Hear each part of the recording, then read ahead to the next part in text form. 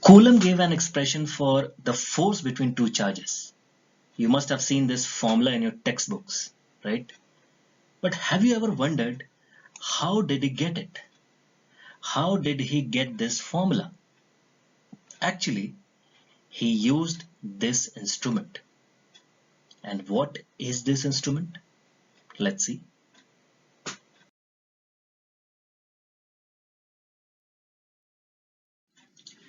We have a knowledge of the property of charges, right? Unlike charges attract and like charges repel, correct? But how strong is this force of attraction? Or how strong is this force of repulsion? Well, there were many famous scientists who tried to find an expression for this force, but they didn't succeed. And one of them, called Charles Coulomb, he gave an expression for this force.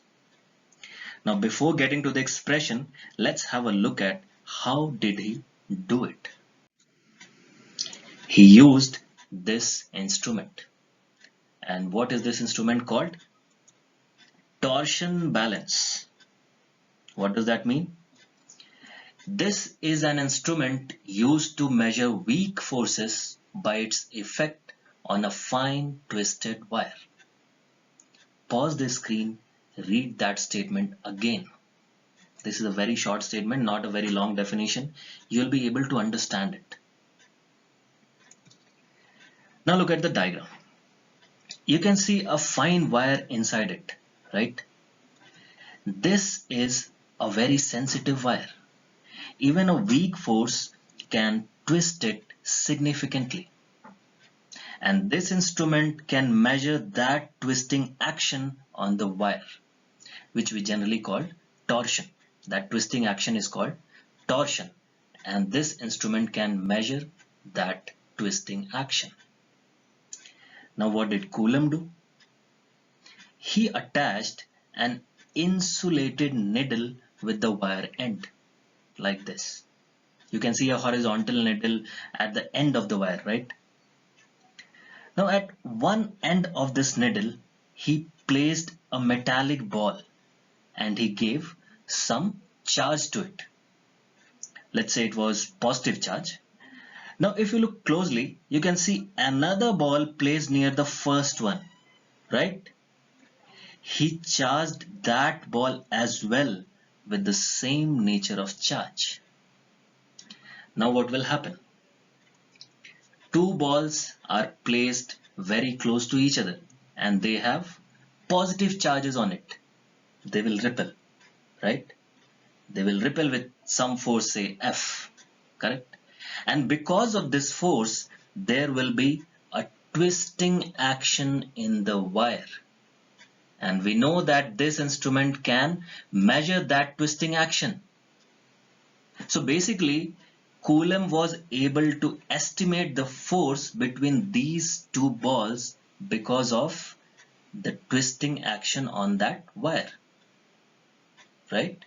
I hope you can understand it well. It's nothing very complicated. Now, what did he observe? He placed some of his data in a chart and he noted that, let's say if the charges are Q1 and Q2, if he reduced Q1 by half, the force was also reduced to half. If he reduced Q2 to Q2 by 2, then also force was reduced to F by 2. When he reduced both of the charges to half, the force was now reduced to F by 4. What does that mean? This means that force is directly proportional to both of the charges. Whenever there is a change in one of the charge, force is changing in the same proportion, right?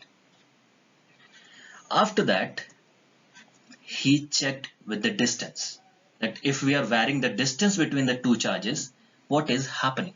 What is the effect of the change of distance between the charges on the force? So what did he find? When he doubled the distance, force was reduced to F by 4. When he tripled the distance, force was reduced to F by 9. Similarly, when the distance between the charges was 4r, let's say r is the distance between the charges, the force was reduced to F by 16. What does that imply? You are very intelligent people, you can understand. From this table, from the second table, we can say that F is inversely proportional to r square, right? Now, if we combine these two expressions, what do we get? F is directly proportional to Q1 Q2 by r square, right?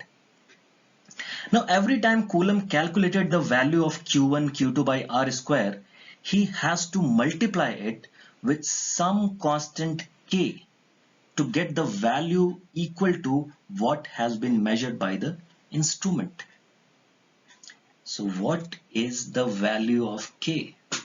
We have to know it now, because we know that unless and until we are not multiplying k with q1 q2 by r square, we are not getting the actual value of the force. So what is this k? For now, you can remember that k is equal to 9 into 10 to the power 9 with this unit. You can easily get this unit by dimension analysis. So for free space, where there is nothing, no medium between the charges, the value of k is 9 into 10 to the power 9. And always remember that this k is not constant for all medium. The value of k depends on the medium between the charges. If the medium varies, the value of k will change. So for that, we need an expression. And the expression is k is equal to 1 by 4 pi epsilon. And for free space, we use epsilon naught in place of epsilon. But the question remains unanswered. What is epsilon? Well, this is called permittivity. What is permittivity? It is the resistance offered by the medium, which is in between the charges, to electric field.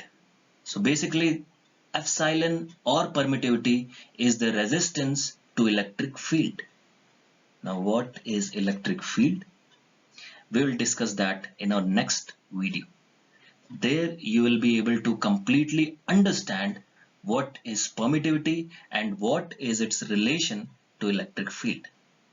Till then, stay safe and take care. Now, if this video looks interesting to you, just like, share and subscribe and hit the bell icon. For any queries, you can drop a mail at slidescreen@gmail.com.